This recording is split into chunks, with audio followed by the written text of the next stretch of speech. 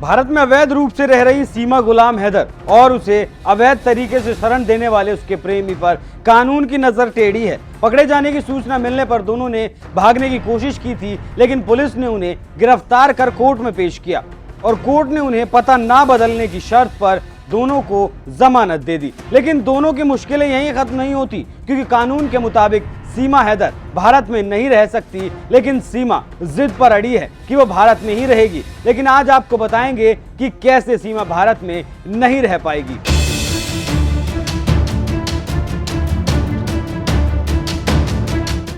नमस्कार, NMF news देख रहे हैं आप। मैं हूं आपके साथ अभिषेक पुंडी।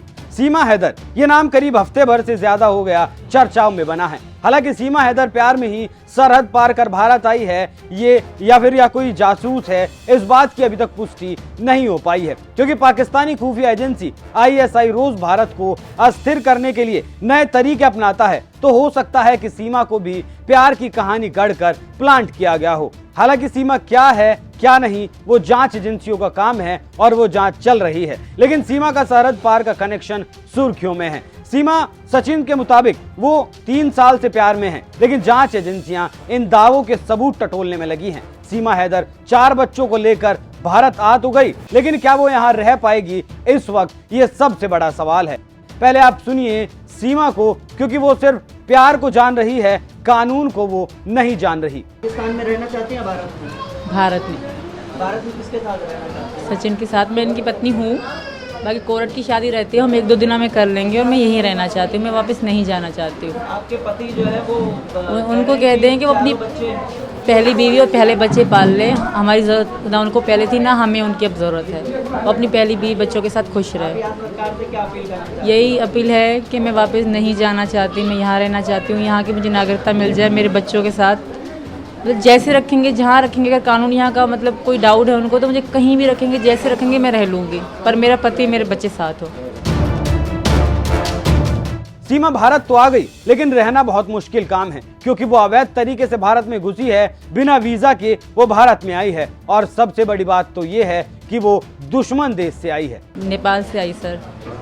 पहले तो यहाँ के वीज़े के लिए अप्लाई करा, यहाँ का वीज़ा नहीं मिला मुझे। वहाँ बहुत सारी चीज़ें चाहिए यहाँ का वीज़ा पाने के लिए, वो भी 2.5-3 महीने बाद रिजल्ट आता है कि मिलेगा कि नहीं मिलेगा। नहीं मिल, ज़्यादातर नहीं मिलता मुस्लिम को ना, तो मैं मुस्लिम थी तो मुझे वीज़ा नहीं मिल रहा था, तो इसी कारण मैंने नेपाल का रास्ता अपनाया।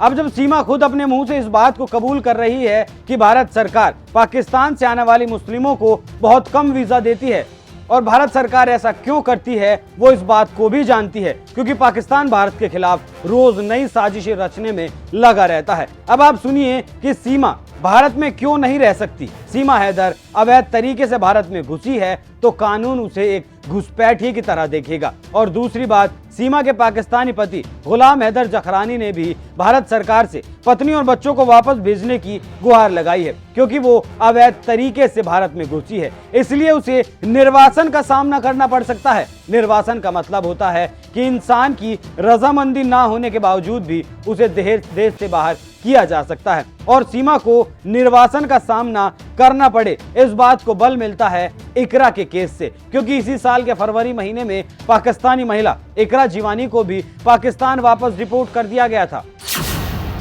क्या हुआ था इकरा के साथ? इकरा भी सीमा की तरह नेपाल के रास्ते भारत आई थी। उसने भी प्यार की खातिर सरहदों को लांघ दिया था। जैसे सीमा को ऑनलाइन गेम खेलने के दौरान प्यार हुआ था, वैसे ही इकरा को भी ऑनलाइन गेम खेलने के दौरान मुलायम सिंह यादव नाम के एक लड़के से प्यार हो गया था। नेपाल के रास्ते प्यार के पास आई इकरा को जनवरी महीने में गिरफ्तार किया गया था। इन्हें कर्नाटक पुलिस ने गिरफ्तार किया था। हालांकि गिरफ्तार होने से पहले इकरा भी यहाँ कई दिनों तक रही थी। 19 साल की इकरा को उसके प्रेमी पति मुलायम सिंह के साथ गिरफ्तार किया गया था। इकरा अपने माता पिता को बताए बगैर नेपाल के काठमांडू गई और फिर वहां से बिहार के वीरगंज बॉर्डर से होते हुए भारत में दाखिल हो गई। पिछले साल 28 सितंबर 2022 को दोनों बेंगलुरु जाकर सरजापुर रोड इलाके में एक किराए के मकान में रहने लगे थे। यादव ने इकरा का आधार कार्ड रवा यादव के नाम से बनवाया और पासपोर्ट के लिए भी आवेदन कर दिया। लेकिन जब पासपोर्ट के लिए आवेदन किया गया तो इकरा और रवा यादव जांच एजेंसियों के रडार पर आ गई। जांच एजेंसियों ने उसके पाकिस्तान के पते का पता लगाया और दोनों को गिरफ्तार कर लिया गया। करीब 2.5 महीने की कानूनी प्रक्रिया के बाद इकरा जीवानी को वापस पाकिस्तान भेज दिया गया। हालांकि दोनों का कोई आपराधिक बैकग्राउंड नहीं था, फिर भी कानूनी प्रक्रिया के तहत अटारी वाघा बॉर्डर के जरिए इकरा को वापस डिपोर्ट करने का काम भारत के कानून के द्वारा किया गया। फिलहाल जैसे सीमा शासन और प्रशासन से भारत में रहने की गुहार लगा रही है, ठीक वैसे ही इकरा ने भी लगाई थी, लेकिन कानून के सामने उसकी नहीं चली। इकरा का दावा था कि उसने एक भारतीय से शादी की है, इसलिए उसे उसके पति के साथ रहने दिया जाए, लेकिन कानून ने इसकी इजाजत नहीं दी तो इकरा को भारत में नहीं रखा जा सका। अब आप सुनिए कानून क्या कहता है। क्या कहता है कानून? एबीपी की एक रिपोर्ट के मुताबिक केवल शादी कर लेने भर से कोई भारत का नागरिक नहीं बन जाता। अगर कोई शुरू से ही अवैध तरीके से भारत में आया है तो उसको डिपोर्ट मतलब निर्वासित किया जाएगा। खासकर जब कोई शत्रु देश से आया हो, जैसा कि पाकिस्तान से आता है, तो उसके साथ निर्वासन के अलावा कार्रवाई भी हो सकती है। निर्वासन से अलग होने वाली कार्रवाई से मतलब है कि जैसे अगर कोई जासूस या फिर देश को नुकसान पहुंचाने के इरादे से अगर कोई आया है तो उसके लिए अलग कानून है। सीमा और सचिन के केस में भी यही कार्रवाई होगी। अगर सीमा जासूस नहीं साबित होती है तो उसे वापस पाकिस्तान भेज दिया जाएगा और वो अगर जासूस निकलती है तो फिर उसे जेल में डाल दिया जाएगा और भारत के जो कानून है जासूसों के लिए, उनके तहत उस पर कानूनी कार्रवाई की जाएगी। अब यहाँ लोगों के मन में ये सवाल उठते हैं कि सीमा तो प्यार में भारत आई है, तो उन्हें बता दें कि ये अभी तक साबित नहीं हो पाया है और अगर साबित हो जाता है कि सीमा प्यार में ही आई है तो भी उसे वापस जाना पड़ेगा।